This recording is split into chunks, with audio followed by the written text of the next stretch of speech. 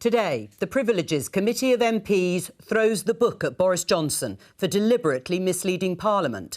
The former Prime Minister says the report is a charade. So what does it mean for him, the Conservative Party and the government? This is Politics Live.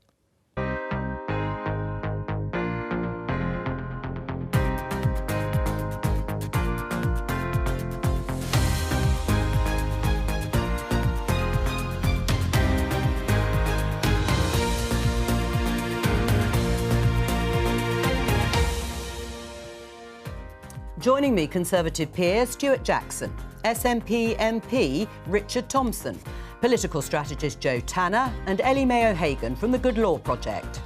Today, the committee unanimously concludes that Boris Johnson deliberately misled MPs. Is this the end, Mr Johnson? Have you run out of roads? The committee says the former Prime Minister should have got a 90-day suspension had he still been an MP, and effectively barred him from the parliamentary estate. Boris Johnson lied. He lied to MPs, he lied to the people of this country. Well, I think we're absolutely appalled. This seems very vindictive, very spiteful, and I would say a complete overreach. Boris Johnson says the committee's report is tripe. MPs will debate it on Monday.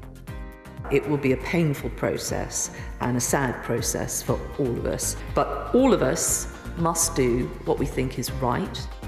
So is it over for Boris Johnson? Also today... For those homeowners that are worried, what they can do is ask for help through the Support for Mortgage Interest Payment Scheme, which has recently been adjusted. That support is there available for them. Rishi Sunak says struggling homeowners can get help. We'll find out more.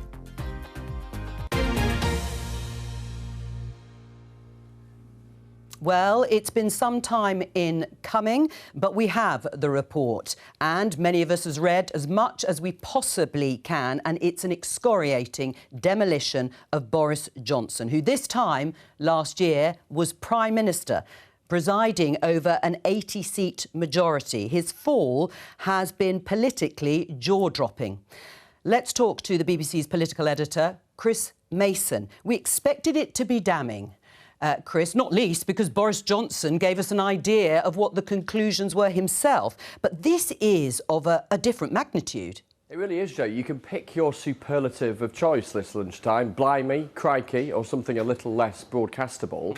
This is an extraordinary, devastating, brutal indictment by a committee of his peers of Boris Johnson's character and his conduct. And as you say, we knew it was going to be damaging. We knew it was going to be devastating for Mr Johnson because he had preempted the publication of this report with his announcement and his subsequent statement starting last Friday night. But even given that, the magnitude of the breadth and the depth of the critique is really quite something to read. So take the sanction. Yes, it might seem academic given that he has left the House of his own accord, but take the proposed sanction that the committee was suggesting to fellow MPs of 90 days. Remember, it only had to be in double figures to trigger the process that could have led to a by-election and could have led to voters kicking him out of Parliament. Instead, they were suggesting 90 days. Then, as you read through it, I can't claim to have read every single syllable, although I'm a considerable way through now.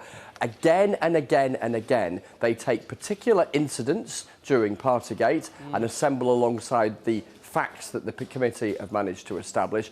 And on top of that, they are particularly critical of Mr Johnson's conduct, firstly, in front of the committee when he offered oral testimony a couple of months ago, and then his conduct on Friday and in the days since. In other words, him going public with his critiques of the committee. You'll remember he described it as a kangaroo court before its publication today, before it could speak for itself, or indeed the committee members could speak for themselves. Incidentally, I don't think they will speak publicly for a couple of days to allow people to absorb the content of it.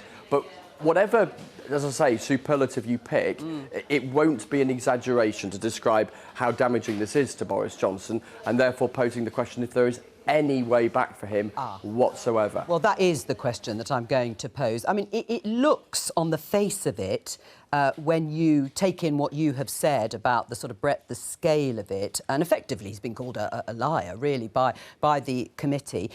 He's come out fighting, though, Boris Johnson. He came out fighting when he had sight of it last Friday, and he has yet again, we'll look at his statement in a bit more detail, saying the report's beneath contempt. But is there really any way back for him to frontline politics? Well, every tackle from Boris Johnson has been a two-footed tackle for the last couple of days, including, as the committee effectively points out, before the match had begun, before the report came out. We have some sense now of why he was so angry and his language was so full of vitriol last Friday night, because he had seen this. My understanding is, by the way, that when he did see this last week, it didn't actually say what the length of this proposed sanction and suspension would be. It just merely said it would be in double figures, and so likely to lead to a process where there would be a by-election. It's got massively bigger as a result of his behaviour in the last few days. What about then the future for Boris Johnson? Let me just insert a brief caveat before I get to that. Remember what this is really about. Yes, it's about Boris Johnson. Yes, it's about what went on during COVID and his accounts of what went on during COVID. It's actually about a bigger principle. It's about integrity and honesty and believability and accountability and ultimately truth, whether what public figures say out loud can be believed, if you like, the bedrock upon which democracy and wider society functions. As far as Mr. Johnson is concerned, never underestimate his capacity to generate attention and to make noise. Speaking to Conservative MPs, some say, perhaps hope, that there is nothing more ex than an ex-MP, and Boris Johnson is now an ex-MP. In the view of another minister, they said Boris Johnson has had a lifetime's capacity to fall down manholes head first and land on his feet. The thing is, this one is one heck of a manhole. Sounds painful. Chris Mason, the BBC's political editor, thank you very much. Stuart Jackson, let me start with you, because it is a brutal indictment, to use Chris Mason's words, of Boris Johnson's character and conduct. But that question, have we got to the truth of what happened and what Boris Johnson actually did and covered up, as the committee sees it? Well, I don't think this report is the truth. I think it's a sham court. It is a kangaroo court. The people there they're politicians. They are masquerading as a quasi-judicial process. There were people with axes to grind. There wasn't due process, in my opinion. He has been treated unfairly. This process would not have lasted 10 minutes, even in a magistrate's court. And there are people there who were out to get him. And what this is effectively is revenge for Brexit dressed up as a quasi-judicial process. And can I just say finally on this little bit, that when Parliament descends into the idea of lawfare, of using the law, inverted commas, to drive its opponents out, people that they couldn't beat at the ballot box, we're on a very slippery slope. And just finally, the Republicans tried it in trying to impeach Clinton in 1995. It backfired on them, and I suspect Parliament will be poorer for this process at the end of it. Richard, what do you say in response to that? It's difficult to know where to begin, really, but I think the real contempt here is the contempt that has been shown throughout by Boris Johnson to Parliament. First of all, in coming to Parliament and quite clearly saying things that were not the truth, maintaining his position even once the lies were exposed, and then once they decided to go through this committee of the House, the Standards Committee, he has done his best to mislead and misdirect, as they have found themselves, and then try to demonise the committee, orchestrating attacks on the committee members and trying to discredit the conclusions before the committee has had a chance to report. That is a real slippery slope if that's the sort of behaviour that is allowed to stand. And I think every member of the Conservative Party in the House of Commons has to examine their conscience when we come to vote on this on Monday. Are they prepared to stand for that? Because for too long, too many of them were allowed themselves to enable, to excuse and sustain Boris Johnson's political career long beyond any point where it should have been allowed to continue. And quite frankly, I think most people reading this will think that it's good riddance to Boris Johnson. Have we got to the truth with this report, Jo? I'm not sure we'll ever fully get to the truth. I think there are multiple accounts and views of what happened, and even the committee talk about going and doing a site visit to see rooms and to see what the view was. That the reality of this report is that the committee have taken a view of how Boris conducted himself in Parliament and how he answered questions, statements he made. And I don't agree, I'm afraid, with Stuart. I think actually they probably did. Some of the members of that committee will have done this with a heavy heart. I'm not convinced that they were all politically motivated. Maybe some were, but there's 7 people on that committee. I think to suggest that the whole thing was orchestrated is very, very difficult. So whether we'll ever fully get to the truth on a lot of things around COVID and that period, I'm not sure. Perhaps it will never happen, but we're probably the closest we've got to finding out what really happened. It's the closest we'll probably get. Ellie? I mean, the truth is that Boris Johnson has lied consistently throughout his entire career. He's been reprimanded twice for lying. He was implicated in beating up a journalist, which is something that Eddie Mair brought up to him on the BBC 10 years ago, calling him a nasty piece of work. And on this report? Well, I think this is entirely consistent with Boris Johnson's character. That's the point that I'm trying to make. In the 1980s, Eton wrote to Boris Johnson's father and said that he feels affronted when he's expected to play by the rules that all of the rest of us live by. So him throwing a massive tantrum like a big baby because he's been caught out is entirely in keeping with the way that he's behaved throughout his entire life. And I think the question that we need to ask ourselves is what kind of media and what kind of governing party allows someone like that to take power in the first place? There should have always been a lot more scrutiny on Boris Johnson. Otherwise, we wouldn't have got to this point in the first place. And I think what we really need to do now is look at our political system, look at our media and say what mistakes were made, what facts were ignored, and what facts were elevated above others, and how did we get to this point when a serial liar who throws a temper tantrum could have the highest office in our country? We'll come and discuss that detail. I'm sure that you, Stuart, would want to rebut some of what Ellie has said. Let's actually look at parts of the report, the evidence gathered by the committee and the evidence they used to conclude that Boris Johnson had deliberately misled MPs. Jonathan Blake, the BBC's political correspondent, is there and has the report up on a screen. Jonathan, take us through some of the evidence that was used to make that conclusion. Hi, Jo. Yes, here it is, all 108 pages, 30,000 words or so of this lengthy report from the Privileges Committee. Just on page 9 here to start with, you can see their broad summary of their findings and the recommended sanction for Boris Johnson, 90 days suspension for repeated contempts and for seeking to undermine the parliamentary process, they say, by deliberately misleading the House, deliberately misleading the committee, breaching confidence, impugning the committee and undermining the democratic process and being complicit in a campaign of abuse and attempted intimidation by the committee. And again, that punishment involving not giving Mr Johnson a former member's pass. So on that central claim that he deliberately misled MPs, let's look in a bit more detail, as you ask, about why the committee has come to that conclusion. They say on several points that he deliberately misled the House. In coming to that conclusion, they considered his repeated and continuing denials of the facts. For example, his refusal to accept that there were insufficient efforts to enforce social distancing. Just bear with me as we scroll through. Gatherings where a lack of social distancing is documented in official photographs. B, the frequency with which he closed his mind, the committee says, to those facts and to what was obvious. C, the fact that he sought to rewrite the meaning of the rules and guidance to fit his own evidence. And they use the example here of his assertion that imperfect social distancing was perfectly acceptable when there were no mitigations in place, rather, they say, than cancelling a gathering or holding it online, and his assertion that a leaving gathering or a gathering to boost morale was a lawful reason to hold a gathering. The committee clearly disagrees. And this final point, his own after-the-event rationalisations, as they put it. For example, the nature and extent of the assurances he received, the words used, the purposes of the assurances, who they came from, and the warning he received about from Martin Reynolds, who was his principal private secretary, and his failure to take advice from others whose advice would have been authoritative.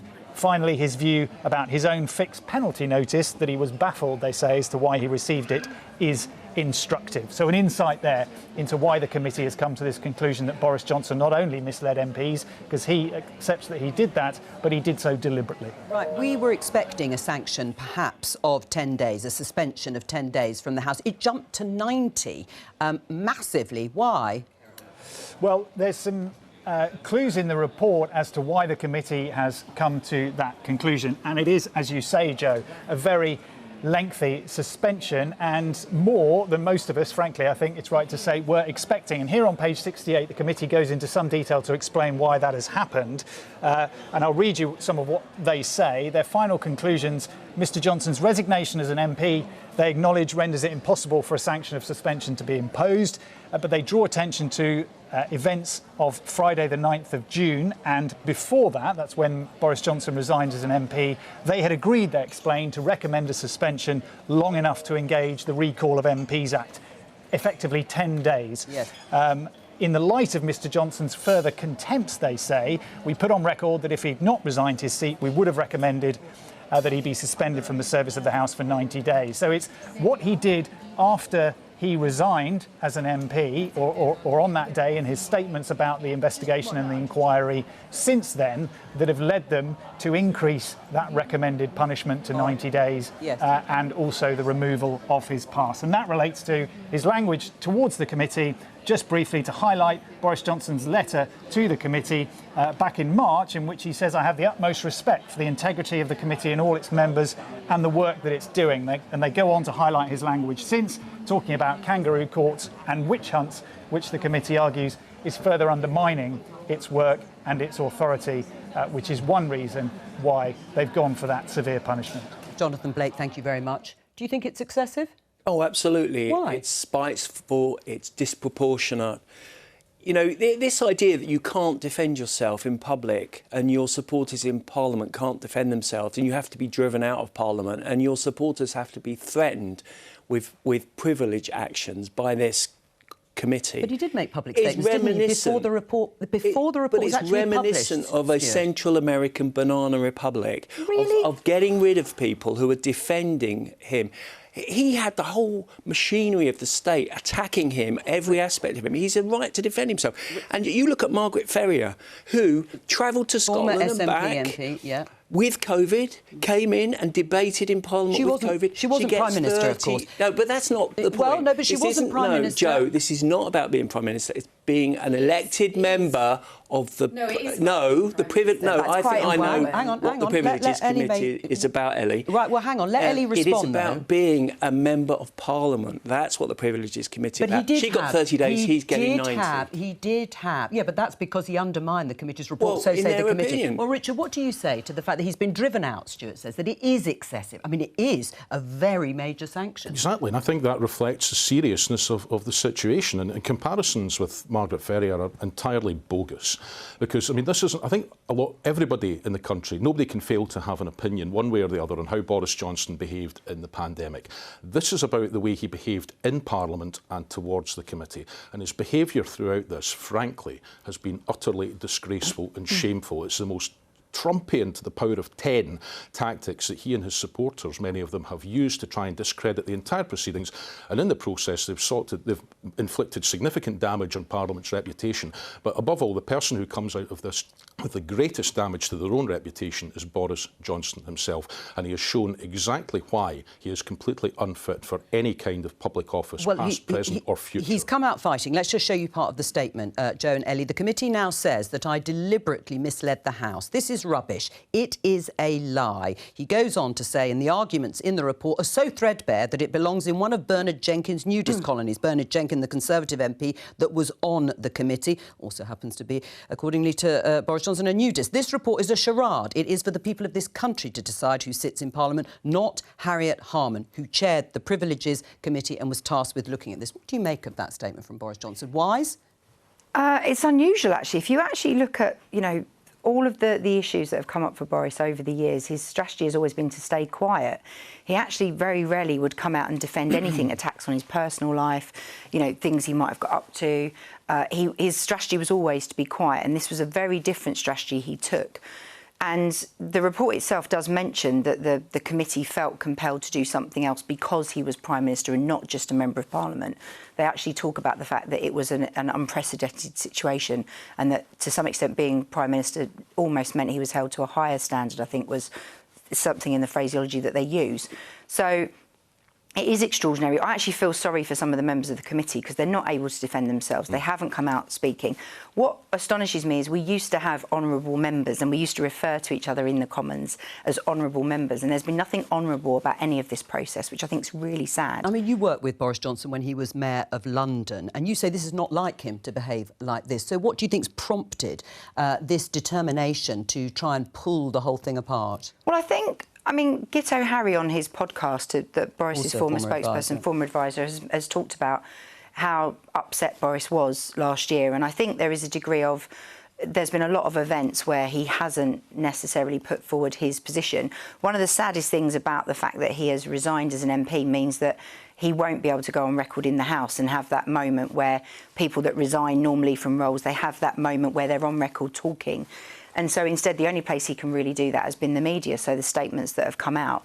And I presume he's taken some advice on what he says on those. But the committee were rightly very upset. And, I mean, apparently one even had extra security brought in because they were worried about how they were being treated. And that's no way for politicians to be behaving. Do you think it's an appropriate sanction, 90 days, and barring him from the parliamentary estate? I have to say I was pretty shocked. I thought it was pretty tough. But I think they also were pretty angry at the way that the whole process was being... This is a man who said he was happy with the process and was happy to participate only a few months ago, and then changed it to being a kangaroo court and said that that's what he'd heard other people had told him it was a set-up. So his position changed on it. If he really didn't want to participate with it because he felt it was set up against him, maybe that's the action that should have been taken. But it's double standards. Where was the Privileges Committee into misleading Parliament on the Iraq War, the death of thousands of people? But there was a massive inquiry, wasn't there? Actions of Alistair Campbell and Blair in lying to Parliament. There were massive inquiries about that, Stuart, weren't there? The Privileges Committee... Let me just explain that for you. The Privileges Committee is Parliament's response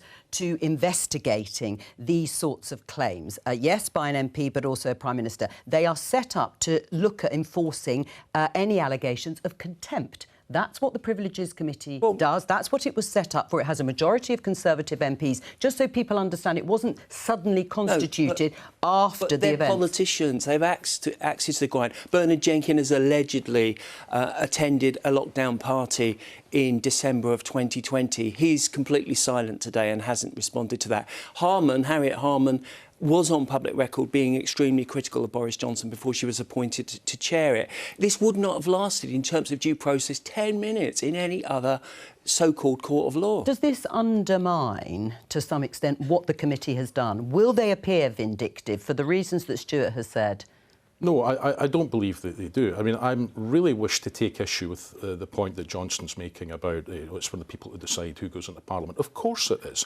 But the point is that the sanction that's recommended would not in and of itself have removed them. They would have required to have been a petition amongst the electorate of Uxbridge. And he has run away from the consequences of this, rather than face the judgment of his peers in Parliament and subject himself to the electorate of Uxbridge if that petition threshold could be crossed. And it's just the final cowardly act of somebody who has finally been forced to face up to the consequences of their actions and has chosen to try and run away from it as far as they can. Well, that's true, isn't it? No, I think he just had... At the end, he just had no faith in the system to deliver a fair and impartial judgment on his actions, and I think that's the situation that he was facing. But what would be fair? Do we get into having outside bodies that then scrutinise MPs? Because for years we've complained that MPs regulate themselves and that they get away with all sorts, and then you have a situation where actually MPs are sitting in judgment on each other, and then we don't like it either. So what is the answer? Because I think if you start getting into outside bodies getting involved, I suspect everyone will get very upset about that. So it has to happen somehow. I think he has concluded that he has never been forgiven by a decent number, maybe a majority of people in the Commons for delivering Brexit. He is actually a consequential historical figure. If you look at the actions broadly speaking, around COVID at the beginning, in a very difficult period. He almost died, of course. If you look at the actions in preparing for the military action in Ukraine, Ukraine could have been overrun by now were it not for the decisions of Boris Johnson and Ben Wallace.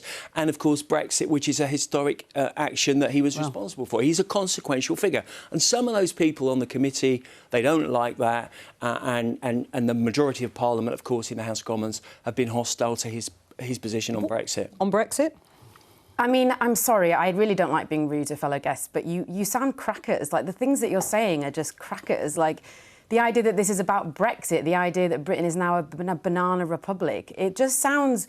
Well, coming from the Good Law Project, that's a bit rich from you. It sounds How many cases have you won in the High Court recently? We won 3 in 5 cases of this year. You've been on a losing streak quite recently. Excuse me, let me finish my point. You spoke a lot, so I think it's polite to let me finish. Go on, Ellie. And I think it's really important, actually, if we're going to get personal, I think it's really important that viewers know that you tried to get into politics for a long time and actually you succeeded because Boris Johnson made you a life peer. And now you're coming on here... I was elected 3 times. It was an MP. Constituents in the you were elected initially. You were elected initially. And twice before that to public office. So get your facts right. All right, well, let's try and take some of the personal out of it. You were made You'll a life peer. You'll have to rewind there because you've got you were your made facts a life wrong. peer by Boris Johnson. That's true. Last year. Yes. And what I see here is somebody repeating the kind of cronyism that, yes, we at the Good Law Project challenge, which is why you don't like it. And fail consistently. No, succeed. Well, hang on, answer the point, though, about the loyalty. Is it misplaced, your loyalty? It's cronyism. Is it cronyism? It's not cronyism. Hang on, let him answer. And it ill behoves you. You've never been elected to anything. And try and take people's money on false pretences, frankly, for legal cases that you know you're going to lose. All right, it's enough of these two. Just stick to what we're talking about today. I've been elected to Parliament. I was a special advisor. I was an elected councillor for 8 years. I had other careers before then. So please try and get your facts right. All right, hang on, Ellie. I am loyal to Boris Johnson because I think that in totality... Because he gave you a cushy job, which is often what happens in his government. It's enough. It's not a cushy job. I turn up, I attend, I vote, I ask questions, I hold the government to account, I criticise government. But why didn't Boris Johnson... Hang on, why didn't Boris Johnson, though, Stuart, then, as Richard said, agree if the recall petition was going to happen and stand in a by-election? Well, I think he would, and I think he may have had a good chance of winning. But he quit. Just say, in answer to Ellie's challenge, it's not about cronyism. I'm just looking at the totality of a man who won as Mayor of London twice against the odds, who was elected to Parliament, and in many respects was a very consequential figure. And to chase that person out of Parliament, I think, in a kangaroo court is wrong. Right. I mean, a kangaroo court, by the way, has been used by the committee to say that other members, not necessarily of the House of Lords, but other members in the House of Commons will also, or should also, look at their behaviour in terms of undermining the very system that Parliament is based on. That is part of the report. Is there a risk that politicians like Stuart Jackson, other supporters of Boris Johnson, because of the nature of the sanction, will actually feel he has been unfairly treated? I think that narrative would have been spun irrespective. It's almost like it was a monstrous offence to Mr Johnson's dignity in the eyes of some of his supporters that he was being held to account for any of this at all. And there's almost a sense coming through in some of the commentary that, the system has failed poor Mr Johnson, therefore we must dissolve the system and create a new one around this figure of consequence, who I think history will record was the man who ran away from the consequences and refused to face up to it. So, frankly, I think what this shows is that there is almost no length to which some of his supporters appear to be prepared to go in the heat of their anger at the moment to discredit the entire system, the entirety of Parliament and the processes that Parliament is there. And I think they need to be very, very careful about that. And as I said at the top of the programme, they need to examine their consciences, because for far too long they have sustained a man who is a serial liar in office long beyond where they should have done with that. They have enabled him and they have inflicted great damage in consequence, and they need to examine their consciences when they approach this vote on Monday. Well, talking about you, Stuart, what would you do if you were in the House of Commons on Monday? Would you turn up and vote against this report? Yes, for this reason, and I think Richard makes a reasonable point and others have as well. I do think he misled Parliament, but the key point is I don't think he deliberately misled Parliament. And if you read the report, he has produced evidence to say that he was advised about the efficacy of these events by officials. And you think that's credible? And members of Parliament. The advisers were to blame for his own rules, for breaching his own rules. To be honest, I haven't read his detailed rebuttal and I haven't fully read the report, but I do genuinely believe that what he was told, he believed to be the case. Right. What do you think he'll do now? What do you think he should do now, Boris Johnson? Is it over politically? I think I think the phrase I would go to is his current parliamentary career might be over, but I don't think his political career is. And I think, there are plenty of ways to engage politically. There are plenty of ways to still be a significant figure in the political world. Whether he decides to go down a future parliamentary route, I honestly don't know. But I think there needs to be some dust settled. And I think, he's got a book to write. He will have his own position to set out on a lot of issues with that book. I'm sure his publishers are hoping that he doesn't rejoin Parliament anytime soon and finishes the book, because he had a history of being a bit late with books. I'm sure they'd be quite keen if he gets on with his memoirs and doesn't go and do something else too soon. But he's got, it seems to be incredibly busy. He's delivering speeches. He's been travelling a lot. He's still making very a lot active of money. he's still very active on the Ukraine issue. So I don't think politically he's done by any means. Right. I mean, you said that the system should change. Does this not show Parliament working perhaps at its best? Well, I think, if you've got a headache, you take paracetamol and hopefully the paracetamol works. But what you really want is not to have the headache in the first place. And I think that's what we need to look at. And I know you're going to be cross with me, Jo, now, but I feel I need to respond. No, you're not going to go back to making personal attacks, either of you, on each other. No, I'm not going to make a personal attack, I promise. What I'm going to say is that Good Law Project has won 3 in 5 cases of this year. But we're not talking about the Good Law Project in this particular instance. OK. But, all right, you've made your point. It's great and you should support it. Right, I'll leave it there. I mean, in terms of what he might or might not do next, do you think he should quit now?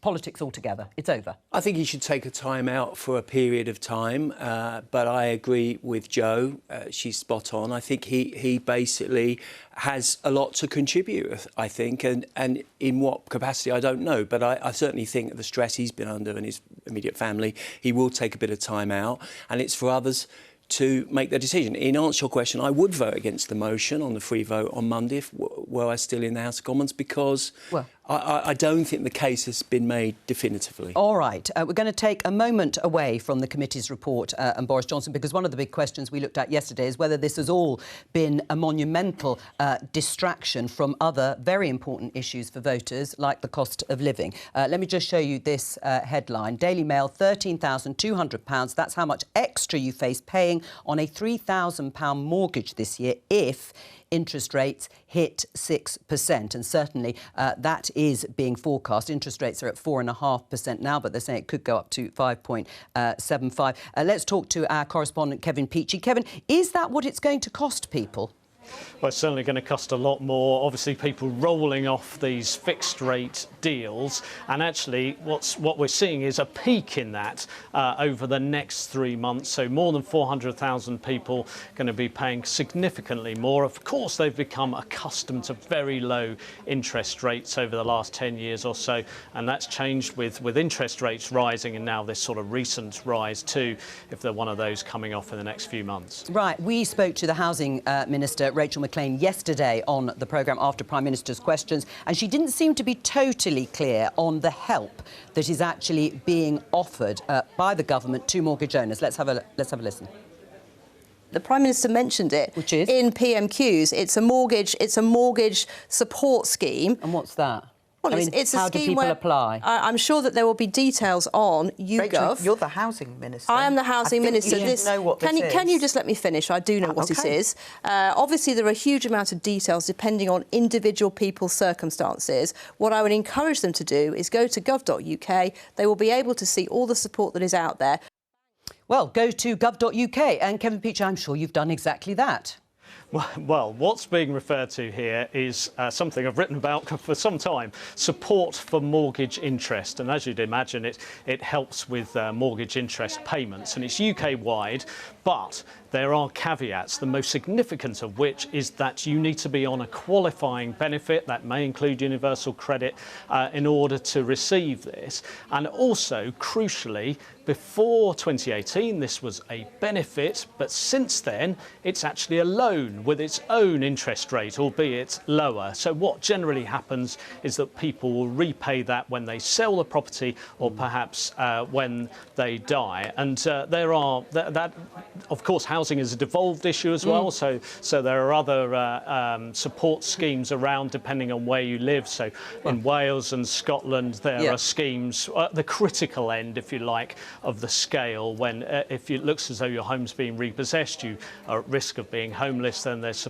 some support there. All right. But clearly, for these hundreds of thousands of people coming off their mortgages, there's not really too many good options at the moment. Kevin Peachey, thank you. Is this the sort of thing the government should be offering or not? Yes, I do, Jo. I agree that there should be targeted help for those people who are in the most difficult position financially. I think the bigger political issue, though, and I think there's a consensus on this, is that the Bank of England took its eye off the ball in terms of monitoring inflation. The Independent Bank of England. And is now using the weapon of monetary policy, interest rates, to try and overcorrect for the fact that they weren't really across the detail. Although the government's very supportive, aren't they, saying that's the way to bring down inflation? Do you agree?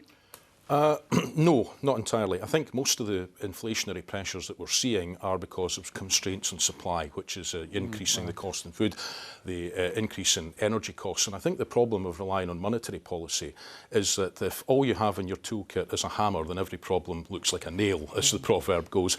And I don't think that anyone is suffering in the cost of living crisis because they have too much money in their pocket that costs them too little to borrow, What are they doing in Scotland? Although I'm a little bit reluctant to ask members of Parliament in case they don't know. Well, you know, the levers around this financially rest primarily in Westminster, but certainly Scotland has some of the lowest housing costs at the moment.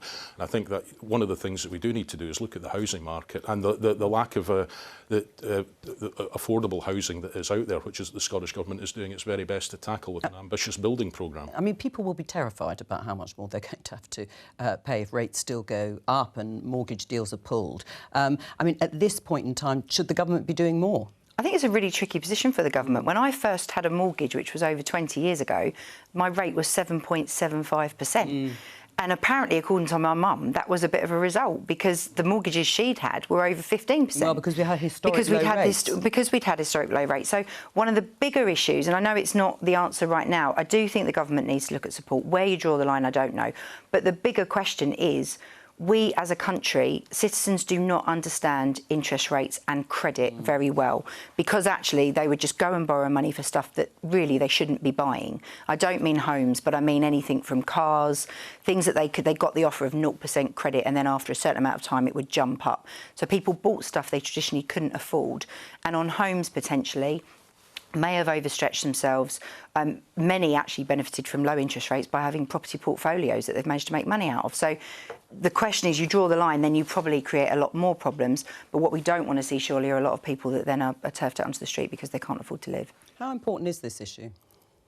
Well, it's really important. I mean, I'm hoping to buy a house myself this year. I certainly don't know anything about government help. I don't feel that the government is helping at all. And, you know, I think we're not just seeing the very poorest people suffer here. We're seeing people who are working class, middle class, being put in the position where they're worrying about paying their mortgages. And I think what we've got to remember is this comes off the back of stagnation of wages for over a decade, increasing inflation, and also really, really increasing house prices. In fact, that often seems to be the only thing that matters in politics, is that house prices are going up.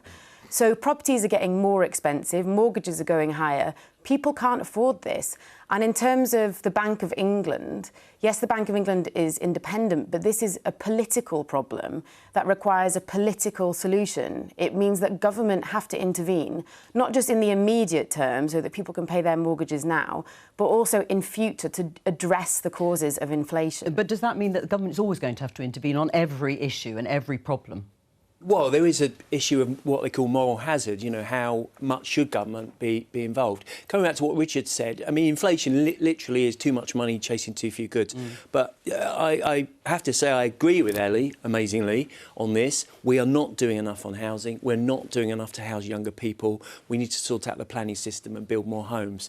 That is part of the whole issue of the broken mortgage market and the wider economy. But inflation and the relationship to interest rates is central to this, and that does lie with the Bank of England and not the government. All right, before we actually go back to the issue of Boris Johnson, what is going to happen on Monday in terms of voting on the committee, I just want to talk about Nicola Sturgeon because the former First Minister was arrested at the weekend and then released without charge over the financial difficulties in the SNP. And there were calls for the current First Minister to suspend Nicola Sturgeon. You can see here in the Times, Humza Yousaf tells MSPs to back Nicola Sturgeon or quit. Was this a meeting that you had with Humza Yousaf where he told you and others to do that? No. What I understand is that's a report that the Times seemed to have gleaned from a meeting of MSPs in Holyrood, SNP MSPs. And I've seen enough supposed leaks from my own group at Westminster appear at the Times that I don't recognise. Yeah, but is it true? I wasn't there. No, but have you heard about it? What I understand, what I have heard about it is that the First Minister gave a message about unity, but and about the need to make sure that that we're talking about the issues that we need to talk about. Should she be suspended? No, I don't believe that she should be suspended because she's not been charged with anything. And if that situation changes, then my view might change. But I think there's a principle of natural justice here that unless there's a bigger reason to do so, she should be allowed to maintain her. Well, her predecessor, Alex Salmond, who now heads up rival party Alba in Scotland, had this to say about Nicola Sturgeon. I know what I would do, and I know what Nicola Sturgeon would have done with Nicola Sturgeon if there had been other people in other circumstances. Nicola Sturgeon would have suspended Nicola Sturgeon under these circumstances, no question about that. But look, what Humza decides to do with the internal discipline of another political party and not the one I lead is a matter for Humza. Is he right? That's what Nicola Sturgeon would have done if it had been another politician in her party. He may well be, but I don't think that would necessarily have made Nicola Sturgeon right. And I think Humza Yousaf has it absolutely right that everyone has a presumption of innocence. And as I say, you know, she has been released without charge. The police inquiry needs to it's still going on, isn't it? Conclusion. It needs to be allowed to run its course.